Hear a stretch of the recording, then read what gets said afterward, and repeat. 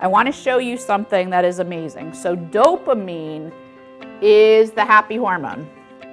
So he talks about something called a set point. I'm not using scientific numbers here, but I need to give you an example of something. On any given day, your dopamine, let's say, runs between 0 and 10, normally the way God made you to be. 10 is your high point, 0 is your low point.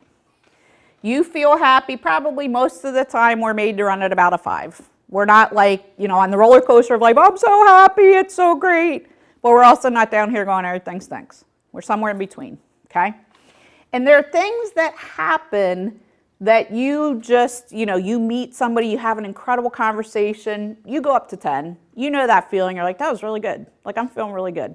So you're made chemically to go to, like, your set point might be 5. That's where you live most of the time. Each of us have a different set point between 0 and 10.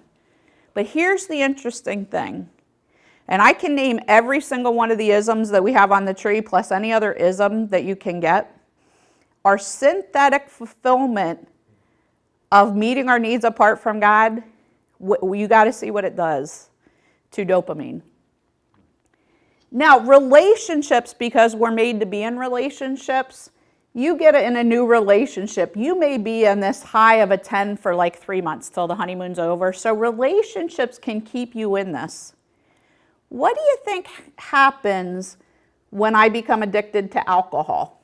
Where do you think, when I get drunk and that starts to take over, where do you think that my dopamine rises to? Because I take a spike in dopamine. 40%. 40%? So you're saying my number might be 40? My level goes to 100, okay? So once my brain gets addicted to alcohol, I now my scale goes 0 to 100. The problem is my body produces about 10. So I'm supplementing my body going, you can function at about 10, but now to be happy, I have reset my set point to 100. To be happy, I have to be at 100. So I have reset my brain. We've seen this. I actually worked, part of my former career, I did some of the research with Johnson & Johnson on the drug Antabuse. So about 10 years ago, they were doing, teaching us about the research on the brain. It's unbelievable, the brain on alcohol. It takes you a year to not drink to reset this point, and we can see it in the brain. It takes a year with alcohol for what I call intellect to override emotion before you can reason appropriately. Because basically what happens is you return to that preteen state where you're like running off of emotions. That's what happens. We see it in the brain. And for intellect to override it, you got to be off alcohol for a year for the brain to reset. Okay, so we got 100. Now, what do you think heroin is? What do you think heroin is?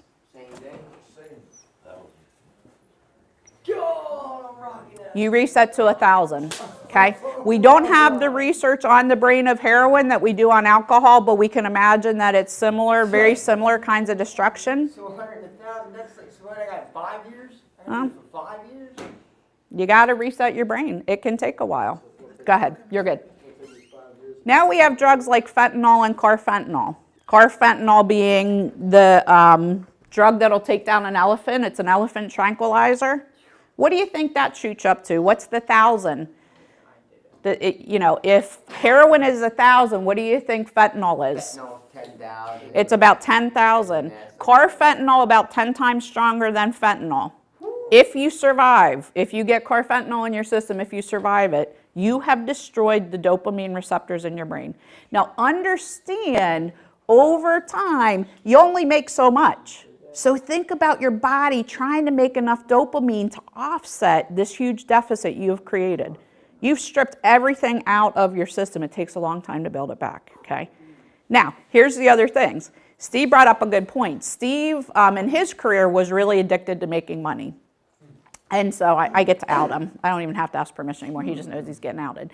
So when he was making real estate deals, he said to me when I first did this teaching, he goes, oh my gosh, I'd make the deal. He goes, Colleen, my dopamine rose. I said, of course it did. That's kind of gambling. You're doing Wall Street, you're doing whatever. It's gambling. Dopamine goes up. We get false synthetic happiness. Yeah. Look what Satan did to destroy happiness in our lives, okay?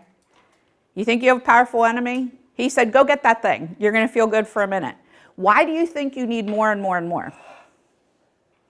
Because the same level will not yield the same results. You're looking for happiness. That's what you're doing when you're hitting yourself with these synthetic substances, okay? And so the journey, when you come, and I love this with alcoholics in particular, I used to be able to say when I came to Water Street 8 years ago after seeing the research, I'm like, know that you're not going to be happy for about a year. This stinks. I'm sorry for your journey, but if nobody tells you the reality of this journey, when you're about 5 months in and you're like, I've been doing this for 5 months and I'm still not happy, you're going to go freaking use. Because why wouldn't you? Because that's the closest thing to happiness that you knew.